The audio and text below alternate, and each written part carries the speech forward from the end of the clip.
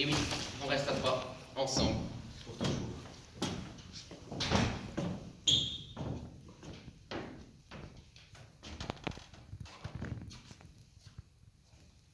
Eh bien, je ne savais pas que c'était comme ça. Crois-tu que c'est notre bourreau? Possible, vu qu'il n'y a que 3 fauteuils dans la pièce. Que venez-vous nous faire subir ici? Ne vous inquiétez pas, madame, je suis ici comme vous, à payer le prix. Mais je pensais que j'allais me retrouver avec mon père. Ah. Donc, si je comprends bien, votre père et vous avez commis les mêmes erreurs? Ou plutôt des horreurs. Des horreurs? Vous commencez à me donner envie de connaître votre histoire. Mais avant tout, qui êtes-vous? Comment la porte est-elle ouverte? Et où est passé le garçon? Je suis Léopold Ferdinand, mais vous pouvez m'appeler Léo. Enchantée, moi, c'est Esther. Mais comment êtes-vous arrivé jusqu'ici?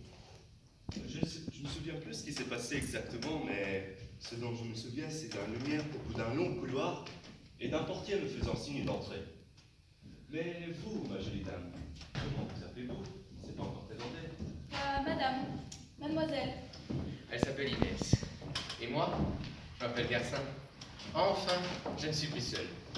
Mais donc, qu'avez-vous fait pour arriver jusqu'ici? Avez-vous torturé, trahi, tué, violé?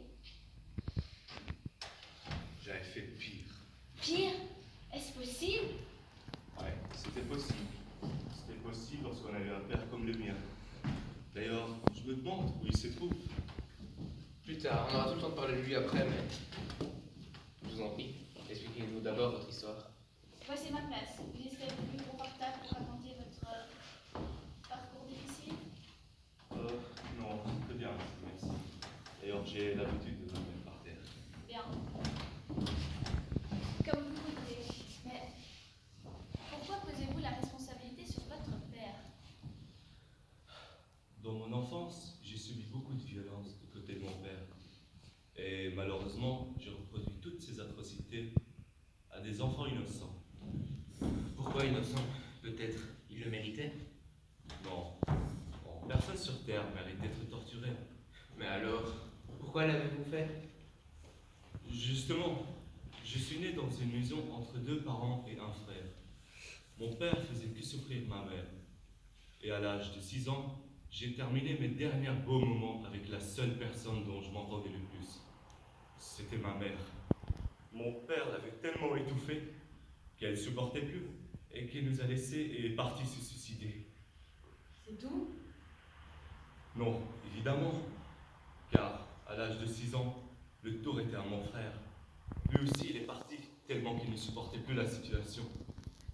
Et malheureusement, jusque maintenant, je n'en sais rien à propos de lui. Et d'après ces jours-là, ma vie est devenue un enfer. Je préférais la vie dans les rues que de vivre avec lui. Pourquoi préférez-vous vivre dans la rue? Je sais que c'est horrible là-bas. Parce qu'il buvait tous les jours. Il me frappait. Il me traitait comme si j'étais son esclave. Il était mon bourreau dans ma vie. Mais cette histoire n'est pas une justification d'être en enfer. Pourquoi avez-vous fait ce que votre père a fait? Pourquoi avez-vous continué son chemin? Je vous avoue, madame. Mademoiselle? Pardon. Je ne peux rien justifier ici, car je suis ici à cause des actes que j'ai choisis librement. Au début, ça m'a beaucoup plu. Mais lorsque j'ai ouvert les yeux, il était déjà trop tard. J'étais considéré par la police comme un grand criminel. Et j'étais ensuite poursuivi par les regards des autres qui me mangeaient. Donc, si je comprends bien, c'est votre arrestation à la police et votre condamnation à mort qui vous a amené jusqu'ici. Ou plutôt se suicider, car avec cette situation insupportable, je ne crois pas que c'est une bonne idée de continuer sa vie. Ça ne sert à rien de vivre sans vie. Veuillez arrêter d'accabler nos esprits quand pour une fois il y a une lueur d'espoir dans nos vies. Vie, et puis de toute façon, j'aimerais bien vous rappeler que nous sommes en enfer, et que l'espoir, il n'y en a pas ici. Arrêtez de vous disputer. Ce n'est pas le bon moment. D'ailleurs, ici, ce n'est jamais le bon moment. Mais, Léo, comment êtes-vous venu ici? Je fais exactement comme a dit Inès. Je me suis jeté au-delà de ce regard pour trouver que seule la mort pouvait me servir à rester libre.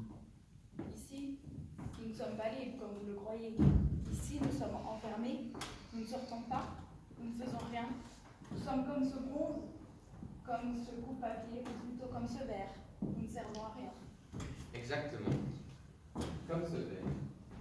Vide à l'intérieur, brillant à l'extérieur. Et oui, mon cher compagnon, nous sommes ici, ensemble, pour toujours, comme ces objets-là. Nous ne servons à rien. Et à mon avis, nous devons nous habituer à rester éternellement dans cet endroit lugubre.